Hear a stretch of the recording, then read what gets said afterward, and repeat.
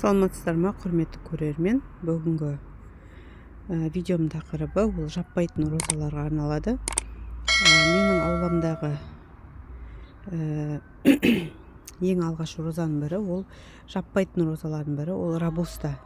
Робуста, егерде қарасаңыздар, басқа каналдарда 40 градусқа дейін аязды көтереді деп айтылған. Бұл өйткені гибрид болғандықтан.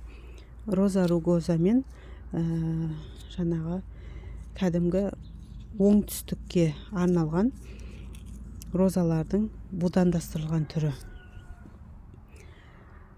Сол екі түрлі розаның себебімен бұл розаның бір жақсы бір несі, бұл гүлдейді жаздай, тоқтамай гүлдейді.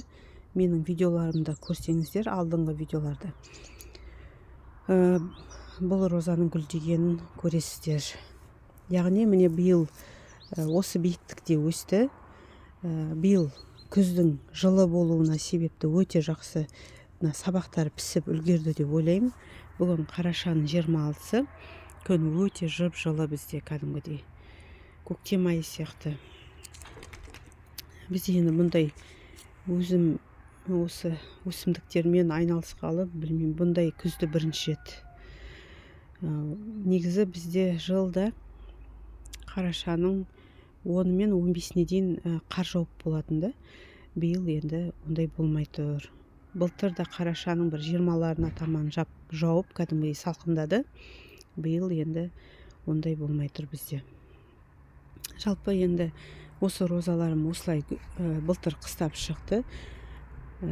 Тоңған жерлері болса, қыстамай қалған сабақтарын барлығын кестім. Былтыр менде бұндай қатты биік болған жоқ розам. Көп болса осындай болған шығар, бір 70-80 сантиметр. Өткені былтыр бірінші жыл олар тамырланды, күш алды. Биыл енді мынандай биікке дейін бар. Мынау енді метр жарымға дейін, бойы метр жарымға дейін бар. Енді көретін боламыз. Мен басқа каналдардан қараған кезде Россияның ода 2-2,5 метрге дейін дәл осылай тұрған күйінде қыстайды бұлар. Және өте жақсы гүлдеп өсіп тұрған каналдарды білем. Және жабатын каналдарды да білем. Жалпы қай роза болса да, 10 жерден ол қысты көтеретін болса да, міндетті түрде қар болған жақсы. Егер мұздай өңірлер болса. Қар қай деңгейде болса, бұлар жақсы қыстайды. Ал оңтүстікке арналған розаларды ашық тыстайтын болсақ, қардың астында олар қыстайды. Бірақ уақыт өте келе роза бәрібір де жаңағыдай ауырып шығады қыстан. Сол себепті бір күні болса, бір күні ол шиповникке де айналып кетуі мүмкін. Одан кейінгі розам ол Джон Дэвис. Міне осы жерде жазда қандай күшті сентябрь айына дейін, сентябрь айының ортасы ма, соңына дейін гүлдеді биыл. Бірінші рет, бұрын тек қана сентябрь айына дейін гүлдейтін. Бұны мен жақсылап жабамын. Ең бірінші еккен жылы енді канадалық роза жаппаса да болады деп жаппаған кездері қардың деңгейінде жақсы қыстап жүрді. Одан кейін үлкейгеннен кейін жаппайды, жеңіл-желпі бір үстіне бір қапшық сияқты бір нәрселер тыстап жауып көрдім. Ол кезде бізде енді мына жел болғандықтан жел аязды көтереді. Сол кезде мына сабақтарын барлығын кептіріп жіберіп жүрді. Кәдімгідей өте қысқа қылып тастап жүрген кезім болды. Өйткені ол гүлдің, розалардың, яғни гүлдеу уақытын тежейді, қысқартып тастайды. Сол себепті оны жақсылап жабатын болдым. Ең алғашқы видеоларымда көретін болсаңыздар, Джон Дэвистің қалай гүлдейтінін мүмкін көрген кісілер бар шығар видеомда. Болмаса, ең алғашқы видеоларымды қарап шықсаңыздар болады. Жалпы канадалық розалар қардың астында қыстайды. Канада өңірлерінде қар қалай жауатынын білесіздер. сондай бір қардың мол болу керек. Сол кезде өте жақсы қыстайды. Одан кейін Аделаида Худлес деген канадалық роза. Міне бұл да дәл Джон Дэвис сияқты мына робусталарға ұқсамайды, яғни сәл әлсіздеу бәрібір. Қатты аязды желдерге кеуіп кетіп тұр. Егер ашық қалса кеуіп кетіп тұр. Осы екі розамды кептіріп алған болатынмын аяздың желінен, сол себепті міндетті түрде жабамын бұларды. Одан кейінгі роза бұл канадалық Николс деген. Бұл бірінші рет биыл.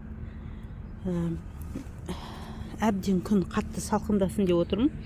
Бір-екі почка қалдырып, мына ұсақ бетіндегі таяқтарын көбейтуге үйге алып алғым келіп тұр.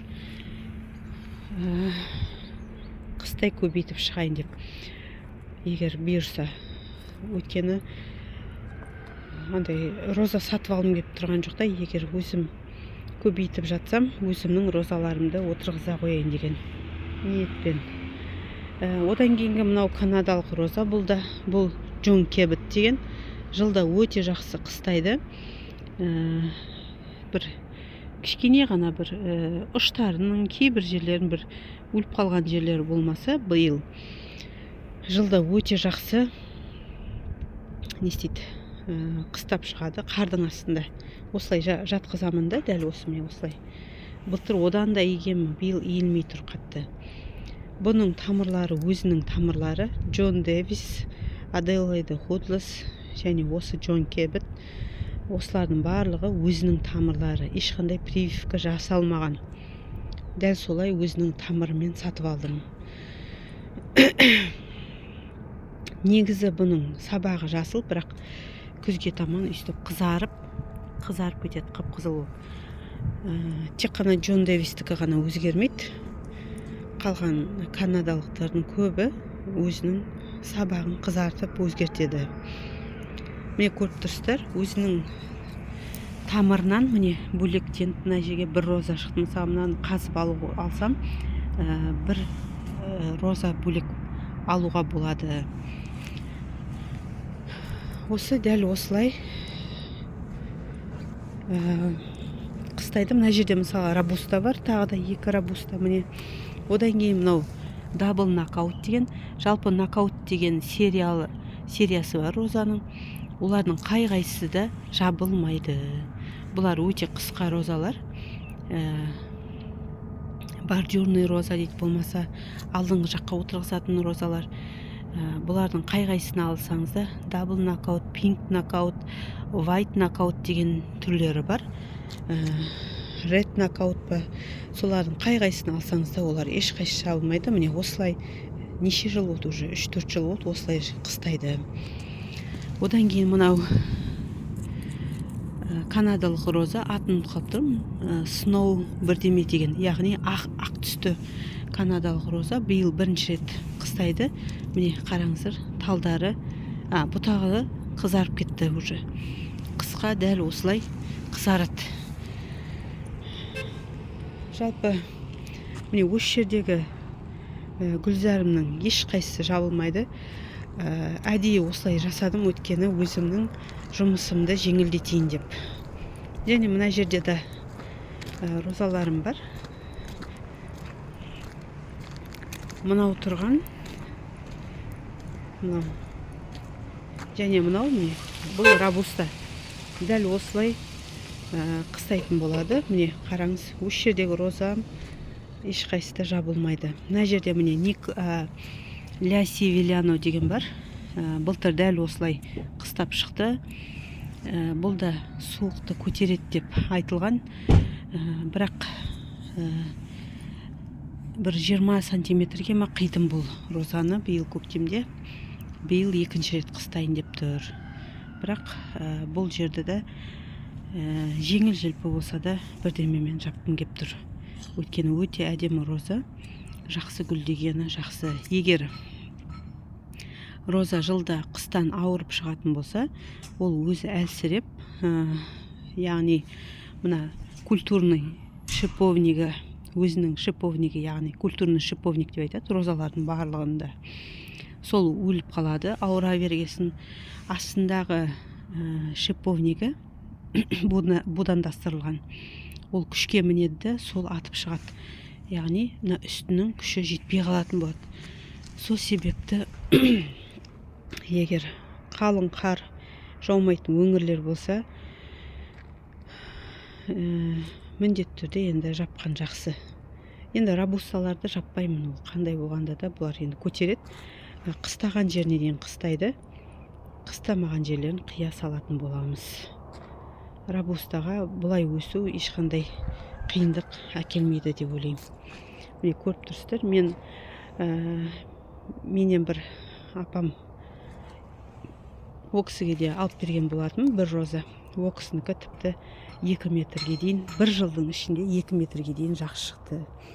Неге? Өйткені ол кісінің жерлері бұрыннан өңделген, жаңағыдай көңді, өте құнарлы жер. Сол себепті кәдімгідей бір жылдың ішінде 2 метрге дейін өте жақсы өсті ол кісілердің розалары. Біздің аула енді ондай қатты өңделмеген. Осы жерге келгелі мына ешбіреуі де болмаған, негізі осы өсімдіктің біреуі де болмаған, тек қара талдар болды. Сосын мына жерде тұрған, мына жердегі сливам ғана болды. Басқа ешқандай өсімдік болмаған бұл жерде. Баршаңызға сәттілік, сау саламатта болыңыздар.